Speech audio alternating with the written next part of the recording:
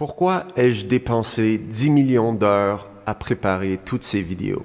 À part vous raconter mon histoire pour vous instruire ou vous divertir, je me suis dit que rendre mes questions publiques augmenterait leurs chances d'être adressées.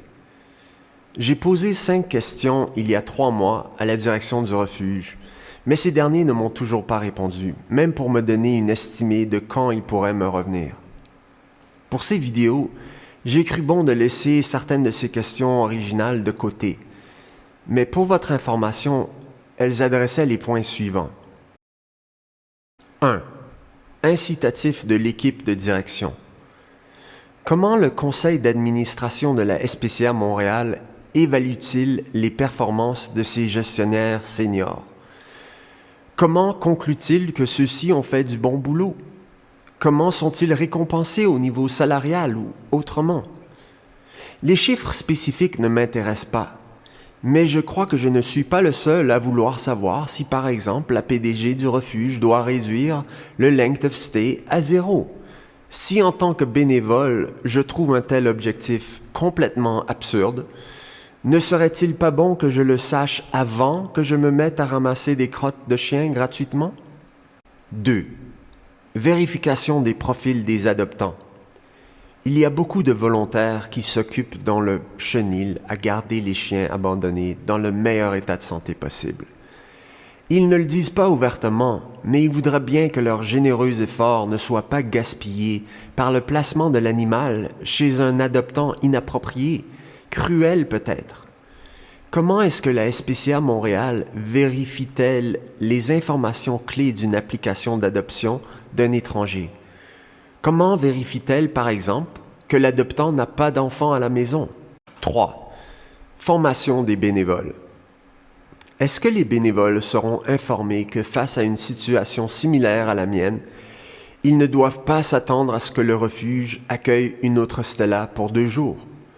Seront-ils avisés qu'ils n'ont aucun recours au département des ressources humaines s'ils ont un quelconque problème? 4. Diversité. Je réalise que c'est un point important.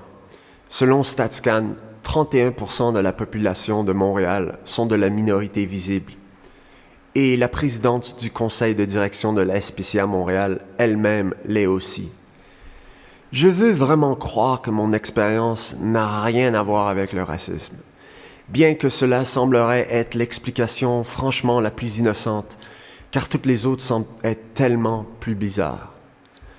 Afin de convaincre quelqu'un comme moi qui a vu un manque complet de diversité quand il se promenait dans les couloirs du chenil, pourquoi ne pas rendre publique une étude sur la diversité du refuge? Comme la SPCA de Toronto l'a fait quand elle a eu ses propres problèmes. Retarder la publication d'un tel rapport ne fait malheureusement que renforcer la perception que ses conclusions seraient décevantes. La SPCA Montréal pourrait décider de tirer sur le pigeon qui ne fait que lui porter un message. Je ne le sais pas.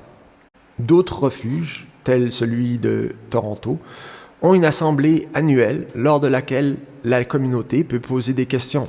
Je crois que implémenter la même chose à Montréal pourrait adresser une bonne partie des problèmes de la SPCA Montréal.